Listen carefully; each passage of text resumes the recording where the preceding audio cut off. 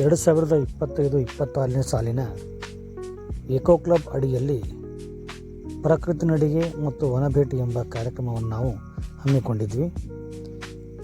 ಈ ಕಾರ್ಯಕ್ರಮಕ್ಕಾಗಿ ನಾವು ಚಿಂಚೋಳಿ ತಾಲೂಕಿನ ಚಂದ್ರಂಪಳ್ಳಿ ಅಂತಕ್ಕಂಥ ಒಂದು ಪ್ರಕೃತಿ ಧಾಮಕ್ಕೆ ಭೇಟಿ ಕೊಟ್ವಿ. ಜೇವರ್ಗಿಯ ಕೋಳಕೂರು ಗ್ರಾಮದಿಂದ ಸುಮಾರು 7 ಗಂಟೆ ನಾವು ಬಿಟ್ಟು 11 ಗಂಟೆಗೆ ನಾವು ಚಂದ್ರಂಪಳ್ಳಿನ ತಲುಪಿದ್ವಿ. ಅಲ್ಲಿಂದ ನಾವು ಪ್ರಕೃತಿ ನಡಿಗೆಯನ್ನು ಆರಂಭಿಸಿದ್ವಿ. ಸೊ ಈ ಚಂದ್ರಂಪಳ್ಳಿ ಅಂತಕ್ಕಂಥದ್ದು ಕಲಬುರಗಿ ಜಿಲ್ಲೆ ಚಿಂಚೋಳಿ ತಾಲೂಕಿನ ಒಂದು ಪುಟ್ಟ ಗ್ರಾಮ. ಗೊಟ್ಟಂಗೊಟ್ಟ ಅಂತಕ್ಕಂಥ ಅರಣ್ಯ ಪ್ರದೇಶದ ಅಡಿಯಲ್ಲಿ ಬರ್ತಕ್ಕಂಥ ಒಂದು ಭಾಗ.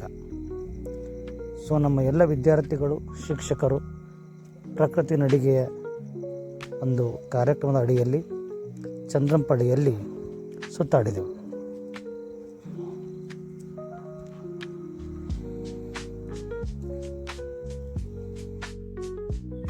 ಹೇಳ್ರಿ ಆತ್ಮೀಯ ವಿದ್ಯಾರ್ಥಿಗಳ, ಇವತ್ತು ನಾವು ಏಕೋ ಕ್ಲಬ್ ಅಡಿಯಲ್ಲಿ ಪ್ರಕೃತಿ ನಡಿಗೆ ನೇಚರ್ ವಾಕ್ ಅಡಿಯಲ್ಲಿ ಎಲ್ಲಿ ಬಂದಿವಪ್ಪ ಅಂದ್ರೆ ಚಿಂಚೋಳಿ ತಾಲೂಕಿನ ಚಂದ್ರಂಪಳ್ಳಿ ಡ್ಯಾಮಿಗೆ ಬಂದೀವಿ. ಈ ಡ್ಯಾಮ್ ಬಗ್ಗೆ ಸ್ವಲ್ಪ ಇನ್ಫಾರ್ಮೇಷನ್ ಕೊಡ್ತೀನಿ ನಾನು. 1973ದಾಗ ಈ ಡ್ಯಾಮ್ ರಚನೆ ಆಯಿತು. ಅಲ್ಲಿ ನಿಮ್ಗೆ ಕಾಣ್ತಕ್ಕ ಡ್ಯಾಮ್ ಅಲ್ಲಿ ಹೋಗ್ತಿದ್ರೆ ಡ್ಯಾಮ್ ರಚನೆ ಆಗಿದ್ದು ಯಾವಾಗ 1973. ಅದು ಸುಮಾರು 26 ಮೀಟ್ರ್ ಎತ್ತರ ಐತಿ. 26 ಮೀಟ್ರ್ ಎತ್ತರ ಐತಿ ಮತ್ತು 926 ಮೀಟ್ರ್ ಉದ್ದ ಐತಿ. 926 ಮೀಟರ್ 1 ಕಿಲೋಮೀಟ್ರ್ ಉದ್ದ ಐತಿ. ಅಲ್ಲಿ ಹಿಡ್ಕೊಂಡು ಇಲ್ಲಿ ಲೆಕ್ಕ ಮಾಡಿದ್ರೆ ಇದು ಯಾವ ನದಿ ಅಂತ ನಿಮ್ಗೆ ಯಾರಾದ್ರೂ ಗೊತ್ತೈತಿ? ಯಾವ ನದಿ? ಭೀಮಾ ನದಿ. ಇದಕ್ಕೆ ಭೀಮಾ ನದಿ ಅಂತ ಕೂಡ ಕರೀತಾರೆ. ಭೀಮಾ ನದಿಗೆ ಅಡ್ಡಲಾಗಿ ಆನೆಕಟ್ಟಿನ ಕಟ್ಟೈತಿ. ಇದರಿಂದ ಯಾರಿಗೆ ಹೆಚ್ಚಿಗೆ ಲಾಭ ಐತಪ್ಪ ಅಂದರೆ ಈ ಚಿಂಚೋಳಿ ತಾಲೂಕಿನ ಎಲ್ಲ ಜನರಿಗೆ ಕುಡಿಲಿಕ್ಕೆ ಮತ್ತು ಕೃಷಿ ಭೂಮಿಗೆ ಹೆಚ್ಚು ಇದಕ್ಕೆ ಲಾಭ ಆಗೈತಿ. ಮತ್ತು ಇದು ಗೊಟ್ಟಂಗೊಟ್ಟ ಅಂತಕ್ಕಂಥ ಅರಣ್ಯ ಪ್ರದೇಶ ಇದೆ. ಯಾವ ಕಾಡಿದು? ಗೊಟ್ಟಂಗೊಟ್ಟ ಅಂತಕ್ಕಂಥ ಅರಣ್ಯ ಪ್ರದೇಶ. ಕಾಡಿನಾಗ ನಾವು ನೋಡಕ್ಕೆ ಏನು ನೋಡ್ಬೋದಪ್ಪ ಅಂತಂದ್ರೆ ತೋಳಗಳನ್ನು ನೋಡ್ಬೋದು. ಏನು ನೋಡ್ಬೋದು? ತೋಳಗಳನ್ನು ಮತ್ತು ಕಪ್ಪು ಮೂತಿಯ ಮಂಗಗಳನ್ನು ನೋಡ್ಬೋದು ಮತ್ತು ಕಾಡು ನಾಯಿಗ ನೋಡ್ಬೋದು. ಡೋರ್ಸ್ ಅಂತ ಕರಿತೀವಿ.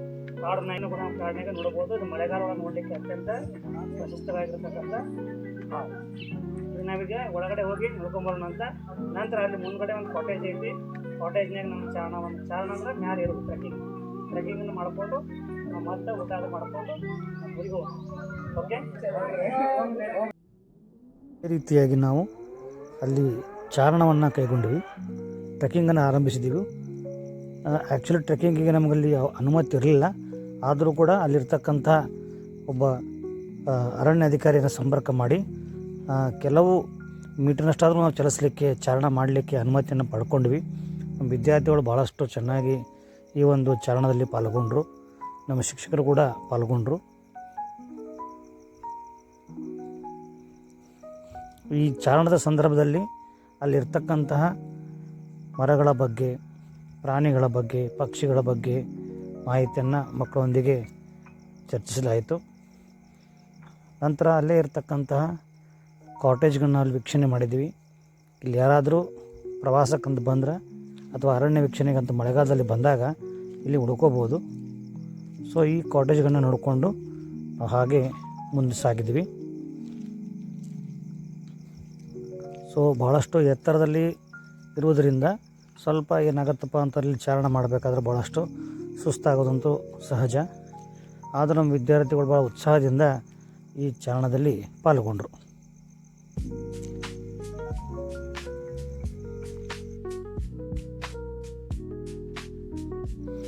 ಇದಾದ ನಂತರ ಕೆಲ ವಿದ್ಯಾರ್ಥಿಗಳು ತಮ್ಮ ಮೊಬೈಲ್ಗಳಲ್ಲಿ ತಮ್ಮ ಫೋಟೋವನ್ನು ತೆಗೆದುಕೊಂಡರು.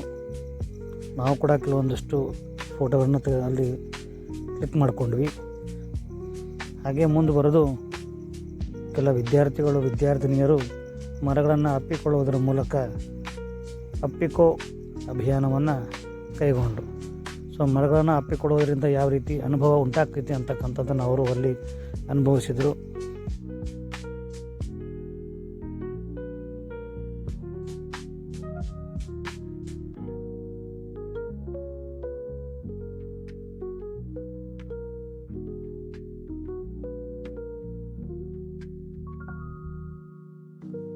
ನಂತರ ನಮಗೆ ಹಸುವಾಗಿತ್ತು. ಎಲ್ಲ ವಿದ್ಯಾರ್ಥಿಗಳು, ಶಿಕ್ಷಕರು ಸೇರಿ ಊಟ ಮಾಡ್ಕೊಂಡ್ವಿ. ಸೊ ಹೊಟ್ಟೆ ಭಾಳಷ್ಟು ಹಸಿದ್ರಿಂದ ಊಟ ತುಂಬ ರುಚಿಯಾಗಿತ್ತು. ಎಲ್ಲ ಶಿಕ್ಷಕರು, ವಿದ್ಯಾರ್ಥಿಗಳು ಹೊಟ್ಟೆ ತುಂಬ ಊಟ ಮಾಡಿದ್ವಿ. ಸೊ ಊಟ ಆದ ನಂತರ ಒಂದು ವಿಶಿಷ್ಟವಾಗಿರ್ತಕ್ಕಂತಹ ಚಟುವಟಿಕೆಯನ್ನು ಕೂಡ ನಾವಲ್ಲಿ ಕೈಗೊಂಡ್ವಿ. ಅಲ್ಲಿರ್ತಕ್ಕಂಥ ಅರಣ್ಯಾಧಿಕಾರಿಗಳು ನಮಗೆ ಆ ಒಂದು ಗೊಟ್ಟ ಪರಿಷದ ಮಾಹಿತಿಯನ್ನು ತಿಳಿಸಿಕೊಟ್ರು. ಶ್ರಮದಾನದ ಒಂದು ಭಾಗವಾಗಿ ಅಲ್ಲಿರ್ತಕ್ಕಂಥ ಎಲ್ಲ ಪ್ಲಾಸ್ಟಿಕ್ ಮತ್ತು ಕಸವನ್ನು ನಾವು ಅವನ್ನೆಲ್ಲ ಎತ್ತಾಕಿ ಸ್ವಚ್ಛಗೊಳಿಸಿದ್ವಿ. ಸೊ ಎಲ್ಲ ಶಿಕ್ಷಕರು, ವಿದ್ಯಾರ್ಥಿಗಳು ಈ ಒಂದು ಶ್ರಮದಾನದಲ್ಲಿ ಪಾಲ್ಗೊಂಡ್ರು. ಪ್ರಕೃತಿ ನೋಡ್ಲಿಕ್ಕೆ ಬಂದು ನಾವು ಪ್ರಕೃತಿಯನ್ನು ಮಾಲಿನ್ಯ ಮಾಡಬಾರ್ದಲ್ಲ.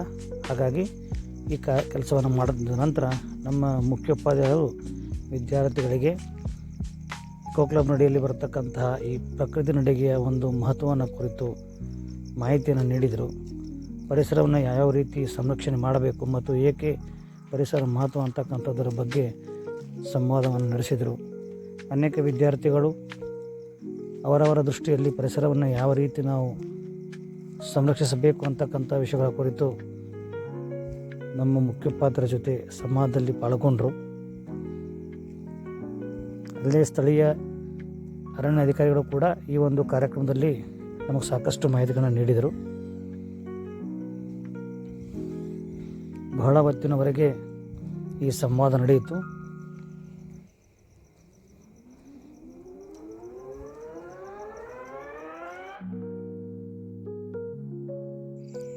ಇದಾದ ಬಳಿಕ ನಾವು ಚಂದ್ರಪಳ್ಳಿಯಿಂದ ಬೀಳ್ಕೊಟ್ಟು ನಮ್ಮ ಕೋಳುಗುರಿಗೆ ವಾಪಸ್ಸಾದೆವು.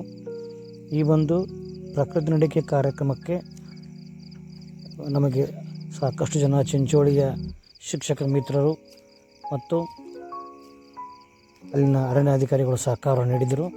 ಅವರ ಒಂದು ಆ ಸಹಕಾರಕ್ಕಾಗಿ ಅವರಿಗೆ ತುಂಬ ಹೃದಯದ ಧನ್ಯವಾದಗಳು. Thank you.